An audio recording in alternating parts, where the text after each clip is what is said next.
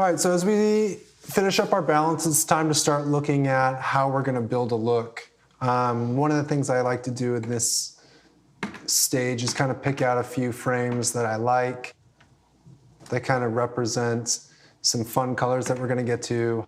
That might be a wide, that might be a portrait.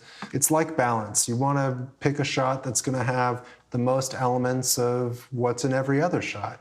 And you want to avoid situations like this, where you go from light to dark, or you've got a super hot background, because then your look's not necessarily going to apply on the shot that's following or previous.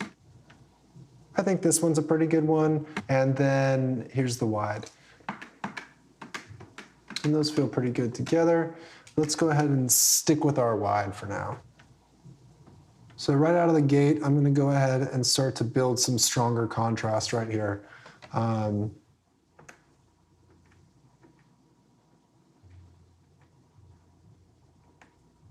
Kodak film stocks and those references in general have fairly strong contrast.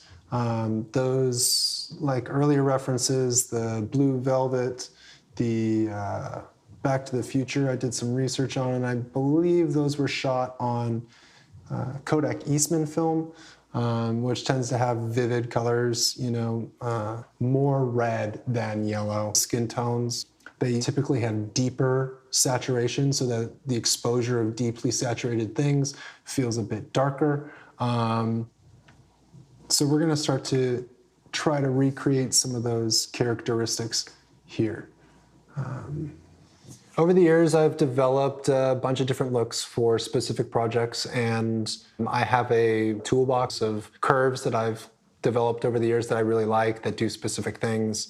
Or, I know that I need a warm grade or a cool grade. I might have a curve already set up that I can then apply to this footage as a starting point for a look, and then tweak based on, again, reference and client feedback and all of those types of things. If you have something that you like and you've done a good job of balancing, that means that that look can probably transfer somewhere else fairly easily, so that you can cut out some of the steps that are time consuming, like how does this curve get manipulated to look like this? I've already done it.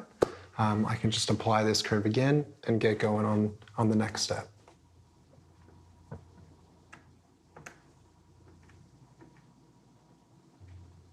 That feels a little bit sharp. I went ahead and started to mess with some mid-tone contrast on my curve. And you can see that right there, that creates kind of that sharp highlight feel. If we go too high, it starts to feel a bit false and weird.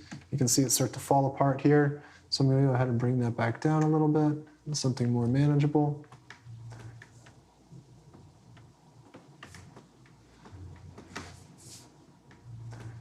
Toggle on and off my curve.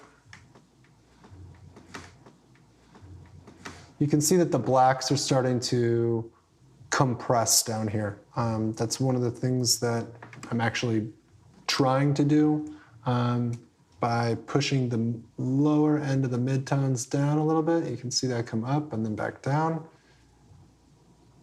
And then playing with my floor, or my black level.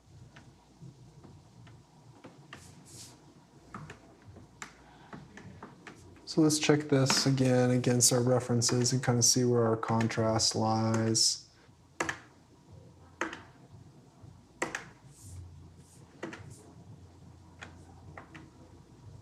That feels pretty good.